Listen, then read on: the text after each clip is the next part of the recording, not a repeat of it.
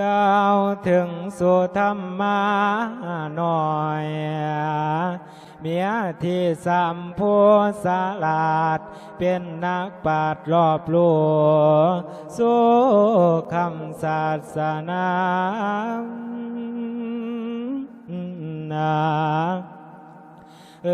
เดี๋ยวนี้นั่นมาขามาโนบายพร้อมโมสายสั่งศาลา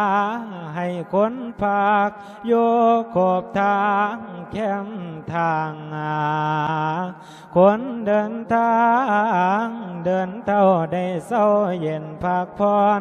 เกิดเป็นตาอ่อนซ้อนพวกพ่อหญิงบ่ให้รวมทรงห้ามทุกประตู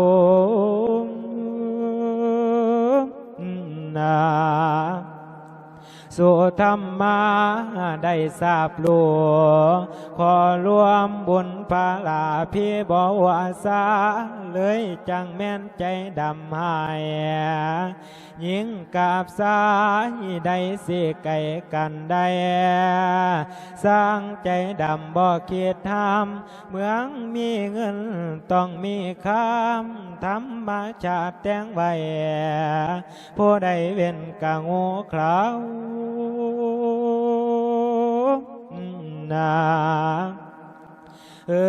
ท้องเสียดีก็พอเบาเป็นเครื่องรอลุ่งหลอมหอมคู่กันกับเมียนเกิดคู่เป็นกับตาย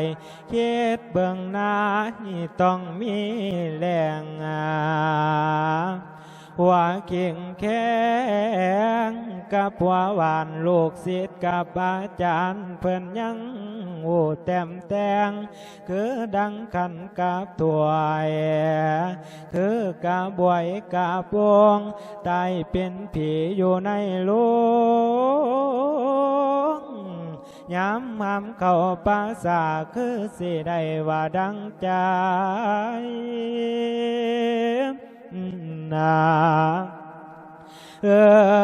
อุปมายิ่งต้องมีสายเทียมพังในจะต้องเพิ่งนางนางจะต้องเพิ่งอายคือใส่สู่คู่ยิง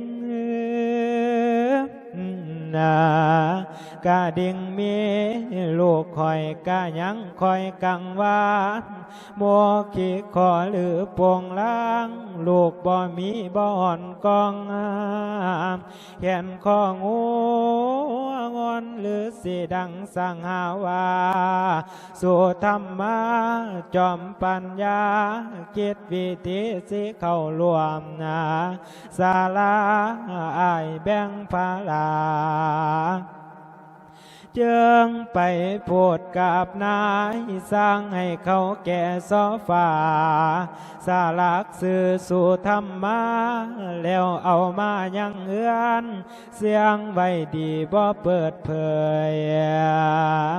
เลยจากมือนั่นแล้วศาลาใหญ่ทำเสร็จสร้างภูเขาทำเหตุจังว่าแนวขันหากมีซอฟ้าใบลากาขึ้นใส่แห้งเสียไขกว่านี่งามโกว่าเกิงเอียน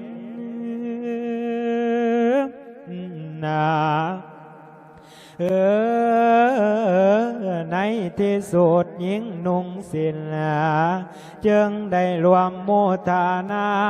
ซอฟ้างามสู่ธรรมายกใส่หลังคาโกไปกาหูไปเก่า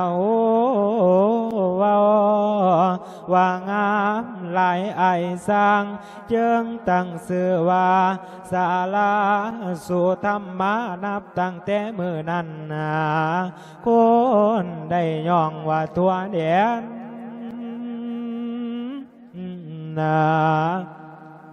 ส่วนผู้น้อยอ่อนแดน ที่ชื่อว่าสุนันทา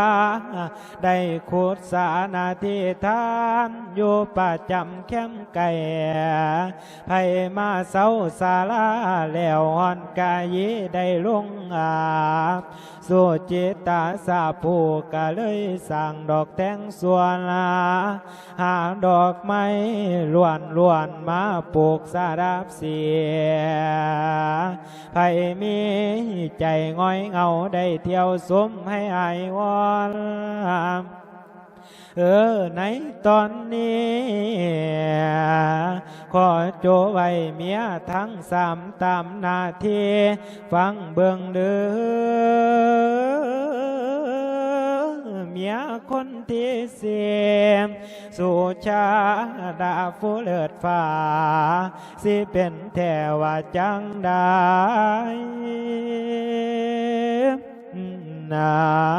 ยิ่งกับสายไกลจากกันบ่ได้ยาสิปาทนาหมายขอหวังหลวงปวงเอวาไว้แต่พอเพียงย่อเอาละน้อเพียงนี้แนววิธีเป็นแบบอย่างนิทานนางนกกายางธรรมบทเพื่อนว่าวายสิเป็นแทมสามได้แล้วล่ะนาศรัทธา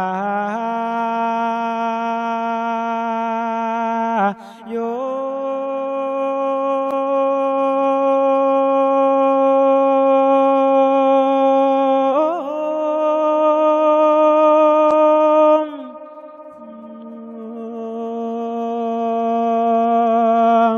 โอ้